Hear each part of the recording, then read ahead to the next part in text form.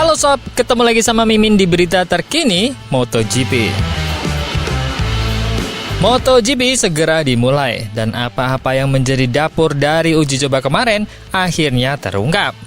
Salah satunya adalah bagaimana Ducati dari sisi Gigi D'Aligna, sang kepala insinyur paling jenius saat ini di MotoGP, bisa memutuskan untuk GP24 yang akan dipakai. Dan juga apa inputan dari Johann Zarco yang akhirnya bisa membuat Honda makin melesat. Dan kenapa Oliveira yang di Barcelona tesnya moncer malah kesulitan di 2 sesi tes kemarin, bahkan kalah dari Jack Miller. Seperti apa lengkapnya kita bahas. Jangan sampai ketinggalan update tentang MotoGP dari TNT. Dengan cara ketik hashtag MotoGP di kolom pencarian agar kamu bisa mendapatkan pilihan berita menarik yang kamu cari. Gigi D'Aligna mengungkapkan keputusan sulit untuk komponen GP25 itu bukanlah soal mesinnya. Gigi D'Aligna mengungkapkan bahwa Ducati sudah sebagian siap untuk mempertahankan mesin GP24-nya setelah tes MotoGP Barcelona November lalu sebetulnya. Sebaliknya, memilih paket aerodinamis untuk awal musim 2025 ternyata menjadi keputusan yang paling sulit. Desain mesin MotoGP akan dibekukan selama 2 tahun ke depan menjelang era baru 850cc. Setelah masalah pengereman terus-menerus dengan mesin Ducati yang diusulkan untuk 2025 selama tes musim dingin di Barcelona, Sepang, dan juga Buriram, diputuskan bahwa akhirnya Pecco Bagnaia dan rekan timnya Marc Marquez dan juga Fabio Di Gia dari VR46 akan terus membalap dengan mesin GP24 tahun lalu.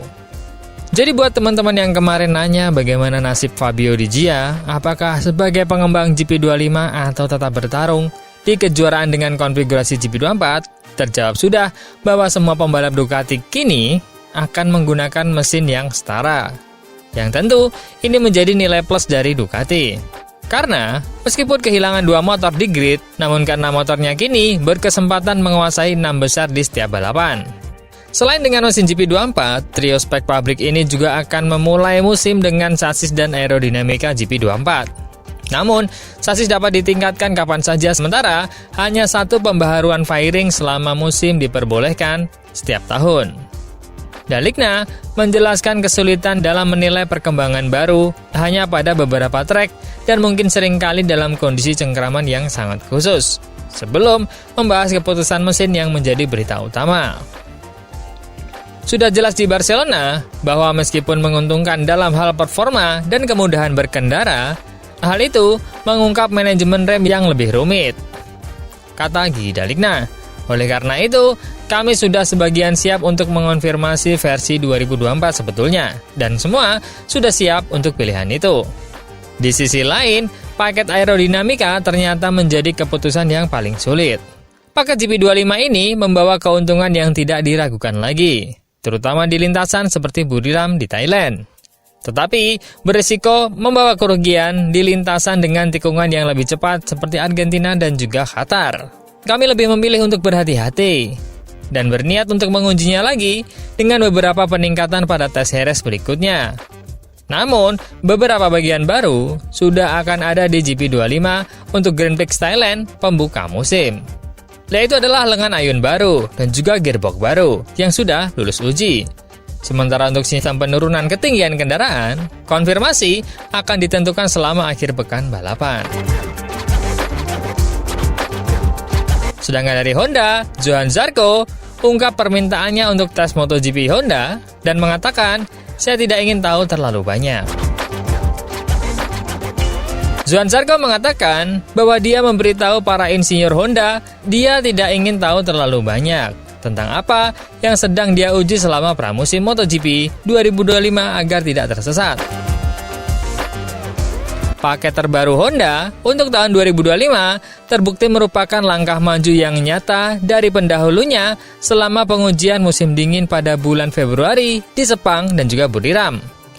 2 pembalap Honda termasuk Zarco menembus 8 besar pada akhir tes Sepang pada waktu gabungan. Sementara pembalap tim pabrikan Joan Mir berada di posisi ke-6 secara keseluruhan di Thailand. Simulasi balap Honda yang dijalankan pada uji coba Buriram juga terbukti mengembirakan. Saat menjalani hari yang sibuk untuk mencoba komponen baru, Zarco dari LCR mengatakan dia ingin menghindari mengetahui secara pasti apa yang sedang dia lakukan agar umpan baliknya tetap murni. Insinyur dapat menjawab lebih baik daripada saya, karena saya benar-benar fokus pada cara berkendara dan feeling saya menjadi jawaban yang tepat untuk saya berikan kepada insinyur. Katanya, ketika ditanya tentang semua hal kecil yang dicobanya selama uji coba di Thailand. Saya tidak ingin tahu terlalu banyak tentang apa yang kami pasang di sepeda. Karena jika saya mulai tahu semua hal yang kami coba, maka saya akan tersesat. Kami mencoba banyak hal, jadi semua terorganisasi dengan baik.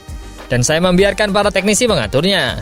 Dan saya mencoba berperilaku sebaik mungkin di atas motor untuk memberikan informasi yang jelas karena kami selalu perlu mempertimbangkan bahwa apa yang dilakukan pembalap di atas motor bisa berbeda dari satu balapan ke balapan lain. Dengan hal-hal kecil, saya rasa kami mendapatkan motor yang lebih baik untuk setidaknya tampil lebih baik dalam time attack dan juga meningkatkan waktu putaran. Itu sudah merupakan sebuah langkah maju. Johan Zarco tentang kemajuan Honda, dia menambahkan, saya senang bahwa semua yang direncanakan Honda pada bulan Desember dan Januari, kami dapat menguji semuanya. Dari sini, saya kira mereka akan bekerja keras untuk menemukan evolusi selanjutnya yang lebih baik. Kami harus berkali-kali mengkonfirmasi ulang apa yang kami uji untuk memastikan dan mengambil keputusan yang tepat untuk memulai musim. Jadi, saya rasa sekarang gambarnya sudah jelas bagi kami. GP Thailand 2024 terbukti menjadi akhir pekan terbaik Honda tahun ini. Dengan Zarco finish di posisi ke-8 di Grand Prix basah setelah lolos kualifikasi di posisi ke-12. Meskipun dia merasa kecepatan balap RC213V perlu ditingkatkan, Zarco percaya fakta bahwa motornya telah membuat langkah maju. Dalam percepatan ketika time attack, sudah menempatkannya dalam posisi untuk memperbaiki hasil di putaran pembukaan kampanye 2025 di Buriram. Jelas, dengan kontrol sepeda yang lebih baik, saya pikir saya bisa tampil maksimal saat dibutuhkan. Pada kecepatan balapan, kita akan melihat bagaimana ini bekerja untuk balapan akhir pekan. Tapi sekarang, saya melihat bahwa saya punya peluang lebih baik untuk langsung melaju ke Q2 dan bahkan lebih dalam kualifikasi dibandingkan tahun lalu. Dan itu akan menjadi kesempatan pertama untuk meningkatkan hasil balapan. Dan dari Yamaha, ada pembalap pramak Miguel Oliveira yang mengungkap kendala adaptasi Yamaha MotoGP. Pembalap pramak itu mengungkap titik lemahnya di M1. Miguel Oliveira mengatakan adaptasinya dengan Yamaha pada pramusim MotoGP kali ini terhambat karena dia kesulitan terutama pada titik pengereman. Oliveira bergabung dengan Pramac untuk peralihan tim satelit ke mesin Yamaha pada tahun 2025.